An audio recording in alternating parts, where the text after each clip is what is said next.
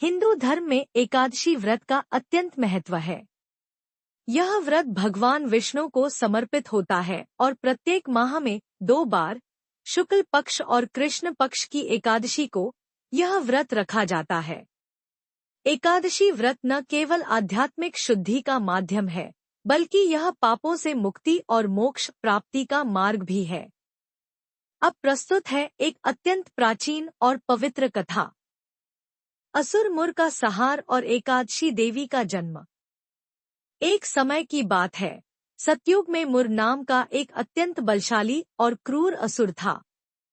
उसने अपनी शक्ति से तीनों लोकों, स्वर्ग, पृथ्वी और पाताल में आतंक मचा दिया था।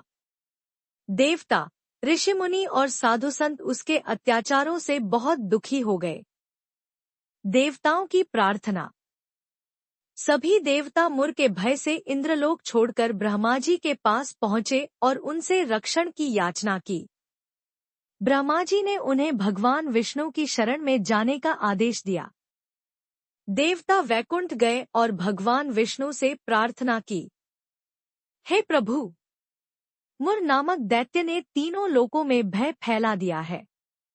कृपया हमें उसके आतंक से मुक्ति दिलाइए। भगवान विष्णु ने उनकी प्रार्थना स्वीकार की और मुर से युद्ध करने के लिए प्रस्थान किया। भगवान विष्णु और मुर के बीच युद्ध।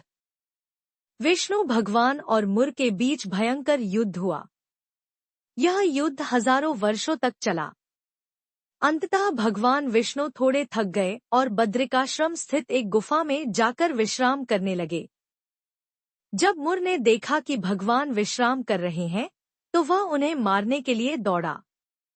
जैसे ही उसने हमला करना चाहा, तभी भगवान विष्णु के शरीर से एक तेजस्वी दिव्य स्त्री प्रकट हुई। वह देवी अत्यंत सुंदर, तेजवान और ओजस्विनी थी। एकादशी देवी का प्राकट्य और असुर वध। उस दिव्य कन्या ने मुर को चेतावनी दी और फिर भयंकर युद्ध कर उसे वध कर दिया। कुछ समय बाद भगवान विष्णु जागे। उन्होंने देखा कि मुर मृत पड़ा है और उनके पास वह देवी खड़ी हैं। भगवान ने पूछा, हे देवी, आप कौन हैं? आपने यह महान कार्य कैसे किया? देवी ने उत्तर दिया, हे प्रभु, मैं आपकी शक्ति हूँ। जब आप विश्राम में थे, तब मैंने आपकी रक्षा करते हुए इस राक्षस का संहार किया। भगवान विष्णु अत्यंत प्रसन्न हुए और बोले, हे देवी, आपने जिस दिन राक्षस मुर का वध किया है, वह दिन आज से एकादशी के नाम से जाना जाएगा। जो भी मनुष्य श्रद्धा और भक्ति से इस दिन उपवास करेगा, उसे समस्त पापों से मुक्ति मिलेगी और वह अंत में मोक्ष को प्राप्त करेगा। एकादशी व्रत के नियम और फल। व्रत की पूर्व रात्रि दशमी को सात्विक भोजन करें और मन, वचन, कर्म से शुद्ध रहें। एकादशी के दिन व्रती को उपवास करना चाहिए, भगवान विष्णु का ध्यान, पूजन, व्रत कथा वाचन और कीर्तन करना चाहिए। तुलसी पत्र, पीली पुष्पमाला, धूपदीप आदि से श्रीहरि की पूजा करें।